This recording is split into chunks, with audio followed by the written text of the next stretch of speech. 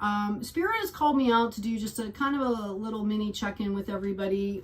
We've got the angel card coming out here, the temperance card, and a lot of signs are getting this. A lot of people are getting this, and I really felt called to talk a little bit about self-compassion. You hear me, if you're watching my readings, I talk a lot about self-care. I talk a lot about higher frequencies, and I've received, you know, a lot of chats and a lot of comments and emails about people really struggling with what's happening in their outside worlds that's being directed towards them.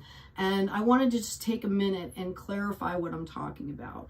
When we have the temperance card here, as well as the strength card, I talk about taming your own beast.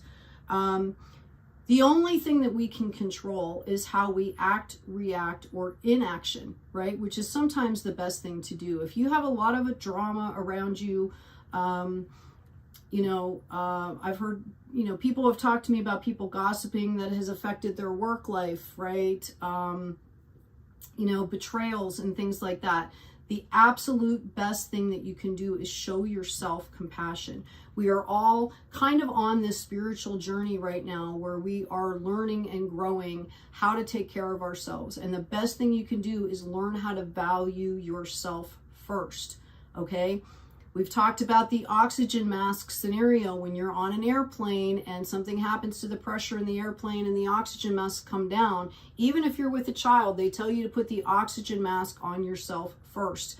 When you do that, when you are showing yourself self-care and you're finding your own value and you're standing in your power, okay, you will be amazed at the bullshit that comes in and bounces right off your field. Okay, like you don't even have to deal with it. It takes care of itself. Okay, and if there are things that come in that you absolutely have to deal with, you're coming from a higher perspective, all right, which means that you're more balanced and you're going to deal with things in a more balanced way, which is going to create less drama. Okay, so I just felt it was really important to have this conversation.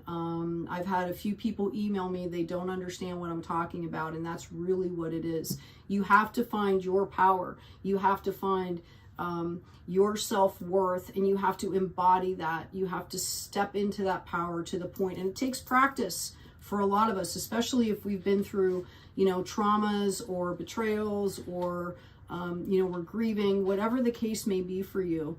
Know that that is the place to start. Okay, develop some kind of a practice where you can unplug and be quiet and tune into your higher self, which we all have. Whether you want to say it's the soul, the higher self, the universal energy, it doesn't matter what the name that you call it is. If you can tune into that place and find your peace and find your calm, that's going to help you in everything that you're doing. Okay? So I hope this has been helpful. Please take good care of yourselves. I love everybody out there. Thank you so much for the likes, shares, and the subscribes, the support.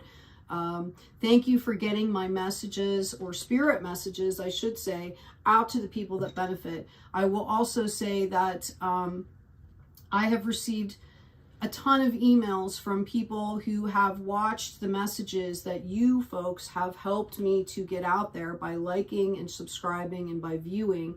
That hits the algorithm, it gets them out farther. There have been several messages from dear souls that were on a precipice of deciding what to do, or really in a desperate space, and these messages have helped them.